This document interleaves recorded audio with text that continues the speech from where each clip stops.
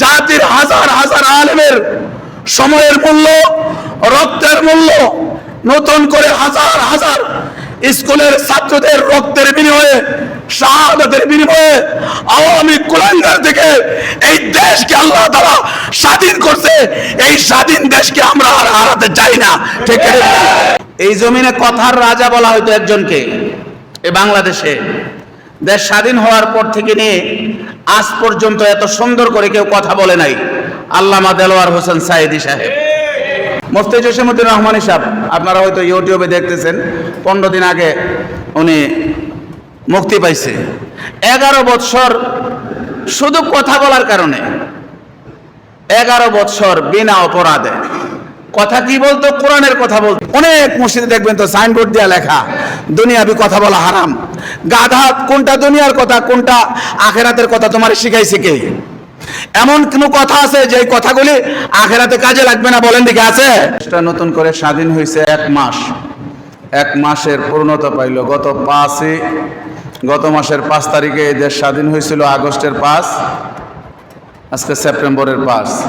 সারমর্ম কথা হইল, আমরা আজকের আলোচ্য বিষয়ের নাম হইল কথা। আমরা যে কথা বলি, এই বিষয়টা নিয়ে আজকে কথা বলবো। অসংখ্য অগণিত হাদিসে মুবারাকা থেকে ছোট্ট একটা হাদিস পড়ছে। হাদিস খানার অর্থ হলো রাসূলুল্লাহ সাল্লাল্লাহু আলাইহি ওয়াসাল্লাম বলেন, মা আজমানু লি মা বাইনা লিহিয়াইহি ওয়া মা বাইনা ফাখিজাইহি আজমানু লাহুল জান্নাহ। 2 ঠোঁটের মাঝখানে যে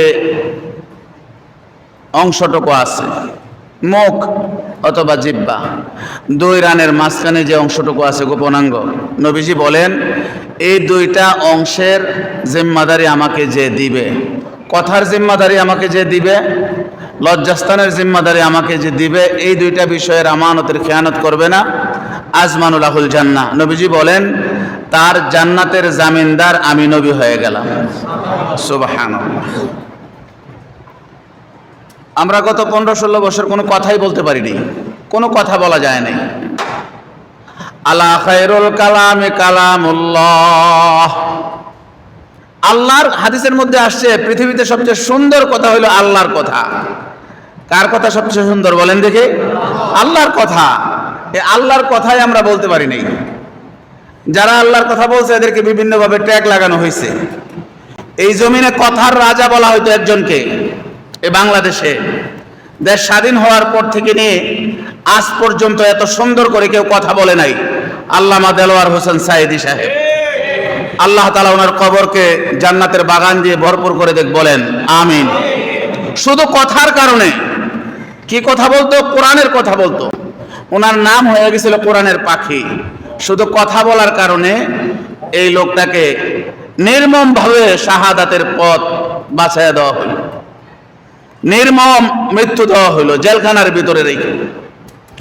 অসংখ্য আলেমরা অপরাধ কি লাগাইছে? তার অপরাধ লাগাইছে রাজাকার। এই দেশের সবচেয়ে বড় যে শয়তান মানুষটা, এই শয়তান মানুষটাও বিশ্বাস করে না আল্লামা দেলোয়ার হোসেন সাঈদী সাহেব রাজাকার ছিলেন। যাদেরকে যেভাবে পারছে শুধু কথা বলার কারণে, যারা বয়স্ক হয়ে গেছে এদেরকে ট্যাগ লাগাইছে রাজাকার, যারা মধ্যবয়সী অথবা আমার থেকে একটু কম এদেরকে ট্যাগ লাগাইছে জঙ্গি। মুফতি জসিমউদ্দিন রহমানী সাহেব, আপনারা হয়তো ইউটিউবে দেখতেছেন, 15 দিন আগে উনি মুক্তি পাইছে। 11 বৎসর শুধু কথা বলার কারণে, 11 বৎসর বিনা অপরাধে কথা কি বলতো? কোরআনের কথা বলতো। অসংখ্য তার বক্তব্য আছে, ইউটিউবে সার্চ দিয়ে দেখেন, মুফতি জসিমউদ্দিন রহমানী সার্চ দিলেই তার নাম চলে আসে। দীর্ঘদিন একই মঞ্চে থেকে, একই জায়গায় থেকে দুইজনে আলোচনা করছে। শুধু কোরআনের কথা বলার কারণে 11 বৎসর পরে জেল থেকে বের হইলেন। আমি মিরপুর 10 নম্বরে কথা বলতাম, শুধু কোরআনের কথা, অন্য কিছু না। 3 বছর জেল কাটলাম, তার মধ্যে 10 মাস গুম। আমাদেরকে ট্যাগ লাগানো হইল কি? জঙ্গি।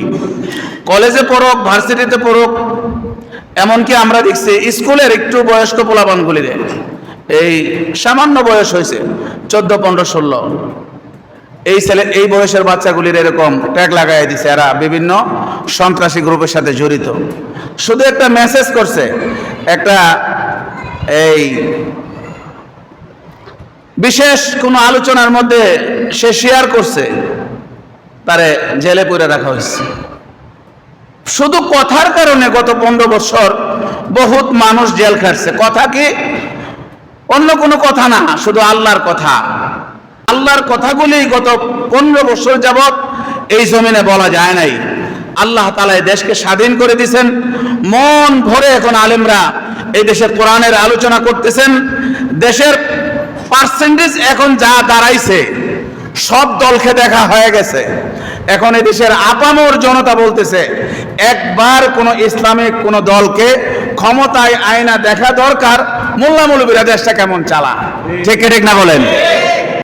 আল্লাহ তাআলা সূরা হুজরাতের 11 নম্বর আয়াতের মধ্যে বলেন, ইয়া আইয়ুহাল্লাযীনা আমানু লা ইয়াসখার কওমুম মিন কওমিন আসা আইয়াকুনু খায়রাম মিনহুম। মানুষ, তোমরা যখন কথা বলো, সূরা হুজরাতের 11 নম্বর আয়াত, তোমরা যখন কথা বলবা তোমার আরেক ভাইকে কষ্ট দিবা না। কথা বলার মধ্যে কষ্ট দিও না। আমরা কথা বলার মাধ্যমে অনেক কষ্ট দেই। আল্লাহ তাআলা বলতেছেন সূরা হুজরাতের 11 নম্বর আয়াত, আল্লাহ বলতেছেন ইয়া আইয়ুহাল্লাযীনা আমানু লা ইয়াসখার কওমুন মিন কওমিন। তোমরা যে সময় তোমাদের আরেক ভাইয়ের সাথে কথা বলবা, তোমার কথা দ্বারা সেই জন্য আঘাত না পায়। কেন আঘাত দিবা না? তুমি মনে করতেছো তুমি ভালো, এমনও তো হইতে পারে তুমি জানো না তোমার থেকে সে ভালো। এই জন্য তারে কষ্ট দিয়ে কথা বলো না, বিদ্রুপ করো না। আমার ভাই গাড়ির মালিক, উনি আমার সাথে আসছে, তো বলতেছে উনি আমার মতো গুম ছিল 1 মাস 6 দিন র্যাবের হাতে। তো বলছে হুজুর প্রথম থেকে আমি সত্য কথা বলছি। ওরা যা জিজ্ঞেস করে বলে গত সপ্তাহে তুমি কোথায় গেছিলা, ওরা জিজ্ঞেস করছে। উনি ঠিকঠাক বলে দিছে গত সপ্তাহে আমি জসিমউদ্দিন রহমানের ওয়াজ শুনতে গেছিলাম। এর থেকে তারে যত আলোচনা করছে সবগুলি সত্য কথা বলছে। 1 মাস পরে তারে র্যাবে ইজ্জতের সাথেই গুমের মধ্যে রেখে কোনো মামলা টামলা না দিয়া একটা অন্ধকার গলিতে ছেড়ে দিয়ে গেছে।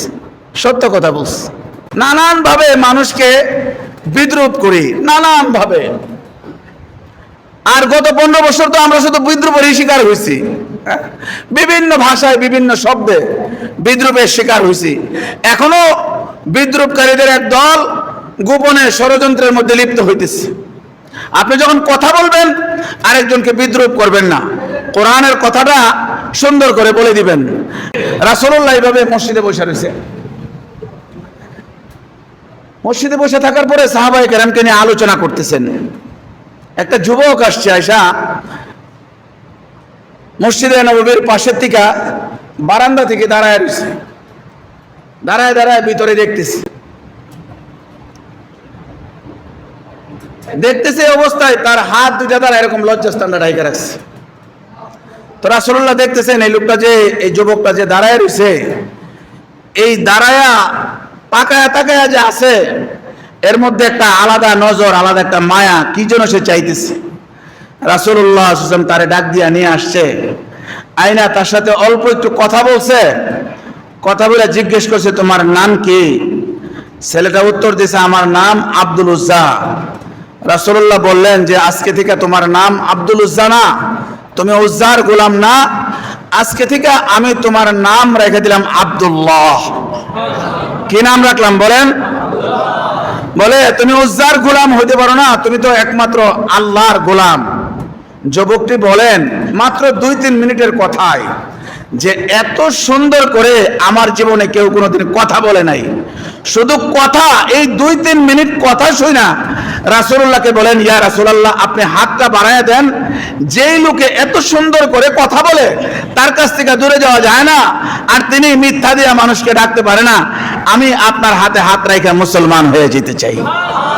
হযরত আবু বকর সিদ্দিক রাদিয়াল্লাহু তাআলা আনহু মসজিদের মিম্বরে দাঁড়ায়া কথা বলতেন, আয়ান কুসুদ্দিন ও আনা হাই। মসজিদের মিম্বর থেকে রাষ্ট্র পরিচালনা করতেন, খুতবা দিতে উঠতেন, খুতবা রাষ্ট্রের আইন হয়ে যেত। এখন মসজিদে কথা বলা যায় না। এখানে এখনো লেখা নাই, মসজিদে লেখা আছে দুনিয়াবি কথা বলা হারাম। ঠিক ঠিক না? অনেক মসজিদে দেখবেন তো সাইনবোর্ড দেওয়া লেখা দুনিয়াবি কথা বলা হারাম। গাধা, কোনটা দুনিয়ার কথা কোনটা আখেরাতের কথা তোমার শিখাইছে কে? এমন কোন কথা আছে যে কথাগুলি আখেরাতে কাজে লাগবে না? বলেন দিকে আছে? এই বলেন আছে? রাসূলুল্লাহ তো মসজিদে বসে থেকে সারা দুনিয়া চালাইতো, তো কি কথা বলতেন? ওনার রাষ্ট্রের সর্বোচ্চ চেয়ারটা ছিল মিম্বার। এই মিম্বরে বসে থেকে তিনি সারা পৃথিবী চালাইতেন।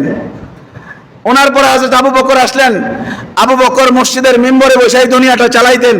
এখান থেকেই তো কথা বলতেন, বিচারের কথা এখান থেকেই বলতেন, আইনের কথা এখান থেকেই বলতেন, মানুষগুলি ভালো হওয়ার জন্য এখান থেকেই কথা বলতেন, ব্যবসা বাণিজ্যের কথা এখান থেকেই বলতেন, বিবি বাচ্চার কথা এখান থেকেই বলতেন। কথা কথা এই বিষয়টি আমি 2 থেকে 3 জমা আলোচনা করব। কথা কি বলা উচিত, কি ছাড়া উচিত। শুধু কথার কারণে এই সমাজের মধ্যে গত 15 বছর যাবত শুধু কথার কারণে হাজার হাজার আলেম জেল খাটছে। ঠিক না বলেন? এই জুমায় আরেকটা বিষয়ে সতর্ক করে যায়, কথার মাধ্যমে বিভ্রান্তি ছড়ায়। গার্মেন্টসের শ্রমিকদেরকে নিয়ে বিভিন্ন কথা বলে এই সমাজে নতুন করে আওয়ামী কুলাঙ্গাররা একটা নতুন ফ্যাক্টরি করতে চাইতেছে। ঠিক না? আপনারা এটা থেকে সাবধান থাকবেন, সাবধান থাকবেন। জাতির উলামারা এক হইছে। এখন কে জামাত ইসলামীটা গণে না, কে ইসলামী আন্দোলন এটা গণে না, কে খেলাফতে মজলিস গণে না। জেলখানার 4টা মাস একসাথে ছিলাম আমি জামাতের দক্ষিণের সেক্রেটারি ডক্টর শফিকুল ইসলাম মাসুদ ভাইয়ের সাথে। জেলখানায় থাকার পরে বুঝলাম এ নব্য ফেরাউনি শেখ হাসিনা এই দেশের আলেম সহ সমস্ত মানুষকে দলে দলে বিভক্ত করে এই জাতিকে পঙ্গু করে ফেরাউনের মতো ক্ষমতার মসনদটা শুধু চাইছিল। ঠিক না? আল্লাহ তাআলা ছাড় দেয়, ছেড়ে দেয় না। এত আলেমদের কান্না নিশ্চয়ই আল্লাহ তাআলা বৃথা যাইতে দিতে পারে না। আপনারা সতর্ক থাকেন। এখানে বেশিরভাগ মানুষ গার্মেন্টসের শ্রমিক। নতুন করে কেউ যেন আমাদের মাধ্যমে, কথার মাধ্যমে কোনো বিভ্রান্তি না ছড়ায় আমাদেরকে যে কোনো জায়গায় ঢেলে দিতে না পারে। বিশাল বড় একটা ত্যাগ, বিশাল বড় একটা ত্যাগ। আপনারা বুঝবেন না। আমার ইউটিউবে আমার গুমের কাহিনী আসছে।